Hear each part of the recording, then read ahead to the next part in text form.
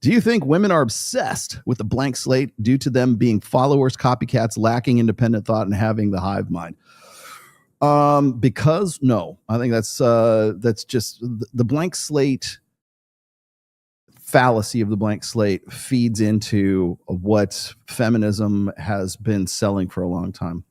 As I said before, if you take out the four pillars of really wokeism, feminism, any ism, if you take out the four pillars, and those four pillars are emotionalism, the blank slate, social constructionism, and egalitarianism. You take any one of those and they fall apart, but take all of them away. Every single ism, that every feminism, wokeism, liberalism, leftism, climate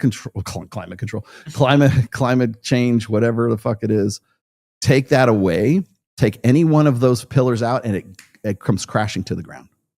Seriously. And all of those are disproven, completely debunked fallacies. Okay. The blank slate is horse shit. We are not born equal. The four laws of genetic behaviorism ended the nature versus nurture debate. And guess who won? Nature. Because nurture happens to be downstream from nature. It's really that simple. And so when you look at, we plotted the human genome, and that pissed off a whole lot of people because it ruined a lot of this Enlightenment era thinking that has been bastardized and reused and corrupted right through Jungian psychology, all the way up through Maslow, all the way up through militant feminists of, the militant feminists of the late 60s and early 70s, up to where we are right now. And we still cling to those four fallacies. Egalitarianism is a great way to organize society. No, it's not. That's a female way of organizing society.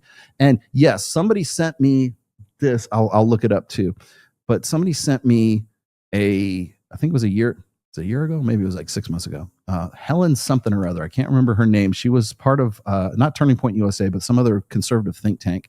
And she was basically rattling off all the stuff that I have been saying since like 2010 about how women organize society in communitarian collectivism is basically what it is, because that's how we evolved. Men evolved to be hierarchical because we were the hunters, and women evolved to be egalitarian or to be communitarian at the very least. So when you put women into positions of power, they tend to organize society like socialism, like collectivism, like communitarianism, communism, whatever. Everybody gets egalitarian. You get one and you get one and you get one. It's a distribution of wealth. Look, I lay that right at the feet of women.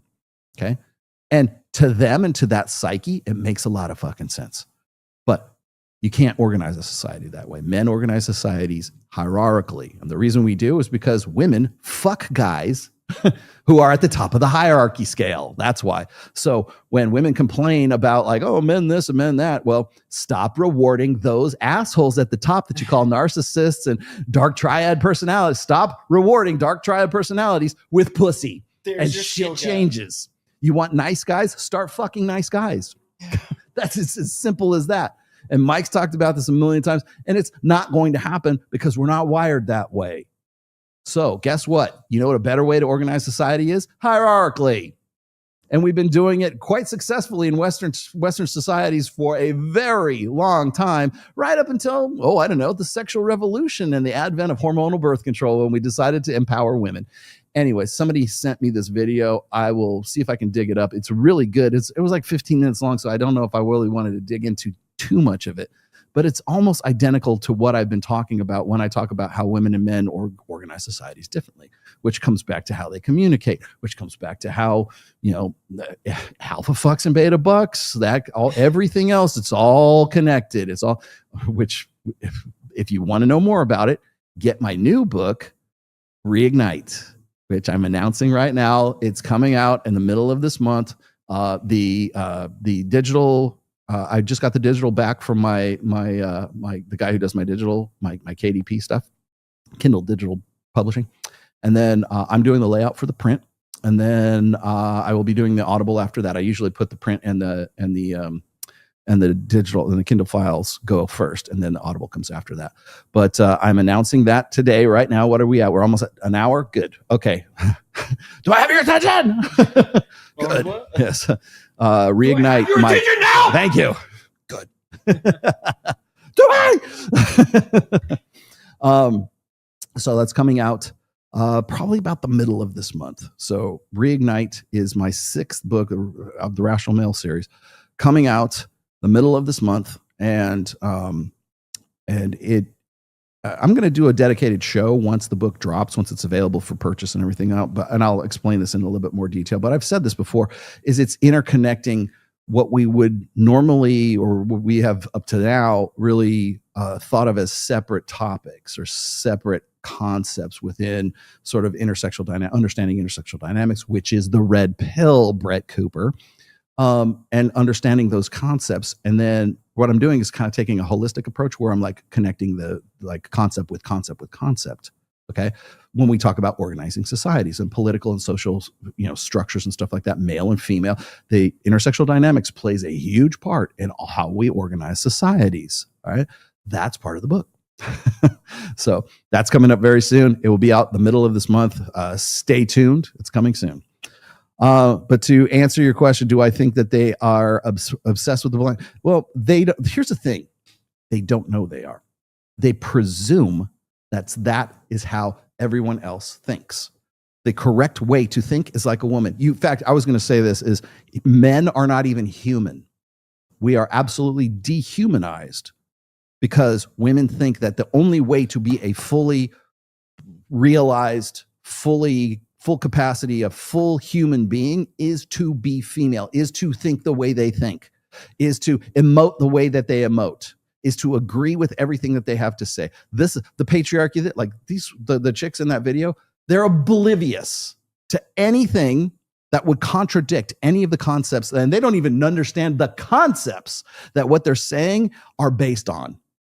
I do, and so I'll talk about those things. It destroys destroy those concepts, and it destroys their rhetoric. But if I go and I say that, as I said before, the language of empiricism sounds like hate to the language of emotionalism. So what do you get? They run out of gas. Who hurt you? What was your family like? Do you know any actual women? Derail. Yes, derail, reframe, redirect. That's what it is, because they run out of gas. But the thing is they're not even aware of that. That's how bad this is. They're so oblivious to the fact that they don't even know it's epistemology, right? They don't know how they came to the beliefs that they have. Maybe mom told them, maybe Beyonce told them, maybe Cardi B told them, maybe they heard it.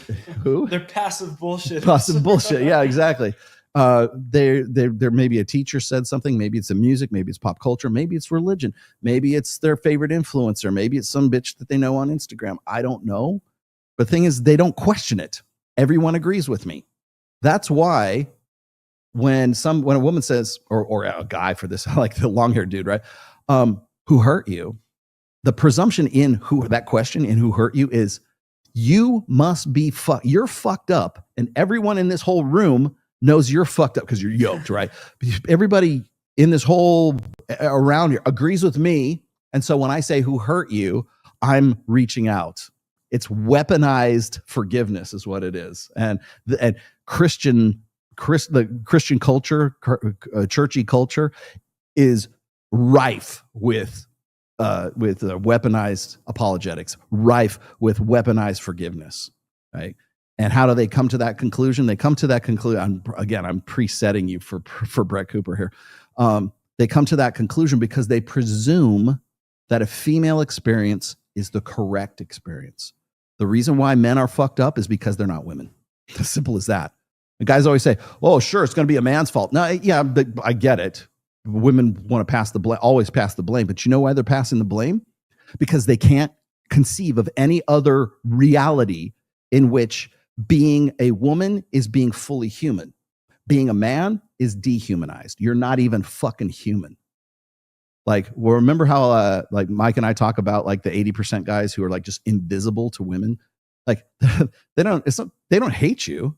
You're just invisible. They just don't see you. They're indifferent to your fucking existence. Why are they indifferent to your existence? First of all, you can't do anything for them. They don't want to fuck you. You have no money, and they don't have any interest in you. So why would they even recognize your fucking existence? You stock the fucking shelves at fucking, Costco. You stock the shelves at CVS, man. They look right through you. You're not even, it's not malicious. They just don't see you because modern westernized women, women in general, if you're not somebody that can do something for them, unless you impose your existence on them, you want to know why women hate it when guys come up to them and they don't like those guys or they want to reject those guys? Is because you're inconveniencing them with your existence. Oh, you exist. That's the thing is like if a guy's not attractive and a guy doesn't have any game and a guy's like, we always like, hey, Brett Cooper's going to say the same thing. Guys, just go out there and ask girls out. You're one of those 80% stock shelf stalkers at Costco. Hey, you want to go out sometime? Cool. Well, I thought I heard something. There's something around here. They don't even see you. And if you impose your existence on them, it's an inconvenience. Now it's an inconvenience to them. Now they have to acknowledge your existence. Oh, shelf stalker guy. You're a nice guy. I'm sure any woman would be happy to marry you. Yeah. So it's an obliviousness. So when you talk about, oh, do they not know the blank slaters? It's not malicious. It's just that they like women in Western society, weird societies, westernized, educated, industrialized, democratic, rich, weird, rich societies. When women are raised in that cultural narrative, I guess, anything that is about empowering women as a sort of the gynocentric social order that we keep talking about, you don't exist unless you. That's why women want you to go to therapy. You're not enough like a girl, so we want you to go and feminize yourself to the point where like maybe you want to actually physically feminize yourself, right? So I don't think it's a malicious thing. I think it's just the way women are. It's about the reality of the situation. You don't exist. Men aren't human unless you're attractive. Unless you might be in the 20% and you're like, he's okay. Unless you're Justin Waller and you're in the 4.5%. That guy might be human. We'll make an exception for him because he's so hot.